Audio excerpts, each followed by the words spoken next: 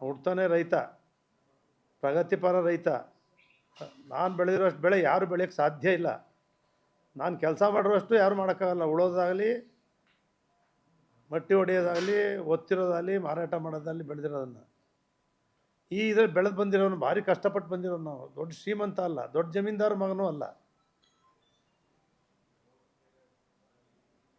ಭೀಕರ ಬರಗಾಲದಲ್ಲಿ ಎಲ್ಲ ಕಳ್ಕೊಂಡಿದ್ದು, ಎತ್ತು ಗಾಡಿ ದನಕರು. ಅಂಥ ಸಂದರ್ಭದಲ್ಲೂ ಕೂಡ ಕಷ್ಟಪಟ್ಟು ಕುಟುಂಬವನ್ನು ಮಾನ ಮರ್ಯಾದೆ ಸ್ವಾಭಿಮಾನ ಉಳಿಸ್ಕೊಂಡು ಬೆಳೆದಿರೋ ನಾನು ಆಕಸ್ಮಿಕವಾಗಿ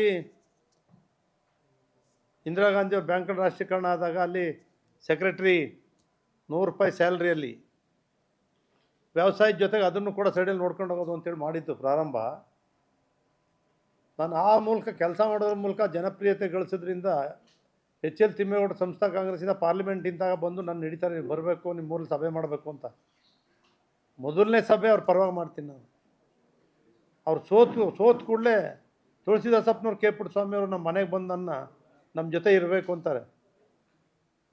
ಅವ್ರ ಜೊತೆ ಸೇರಿದವ್ ನಾನು ಕೆ.ಪುಟ್ಟ ಸ್ವಾಮಿಯವರು 72ರಿಂದ. ಇನ್ನು 76ರಿಂದ 78 ಕೆಂಪೇಗೌಡರು ಜೊತೆ, 76ರಿಂದ ಅವ್ರ ಜೊತೆ.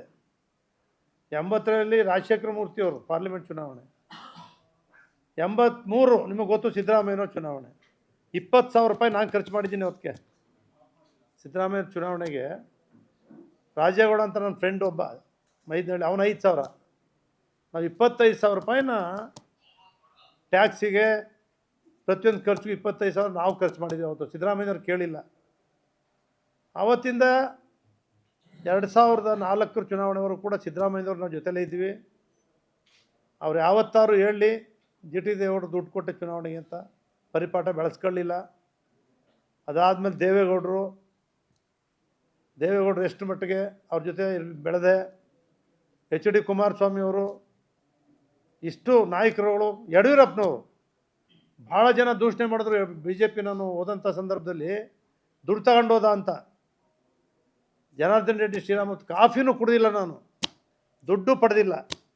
ಯಡಿಯೂರಪ್ಪನವ್ರು ಹೇಳಿದೆ ಒಂದು ದಿವಸ ಸಭೆಯಲ್ಲಿ, ಎಲ್ಲಿ ನಮ್ಮ ಶ್ರೀರಂಗಪಟ್ಟಣ ಮಠ, ಆ ಮಠದಲ್ಲಿ ಯಡಿಯೂರಪ್ಪನವ್ರ ಮುಂದೆ ದೇವೇಗೌಡರು ಇದ್ದರು. ದುಡ್ಡು ತಗೊಂಡು ಹೋದ ಜಿ ಟಿ ದೇವೇಗೌಡನ ಅಂತ ಎಲ್ಲ ಹೇಳಿದ್ರು. ಯಡಿಯೂರಪ್ಪನವರೇ, ನಿಮ್ಮ ಹತ್ರ ಯಾರು ದುಡ್ಡು ತಗೊಂಡ ನಾನು ಅಂತ ಕೇಳಿದೆ ಅಲ್ಲೇ. ಆ ರೀತಿ ಬೆಳೆದು ಬಂದಿರುವ ನಾನು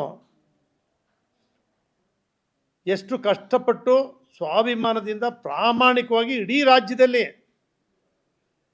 ಒಂದು ಮಾದರಿಯಾಗಿದ್ದೀನಿ ನಾನು.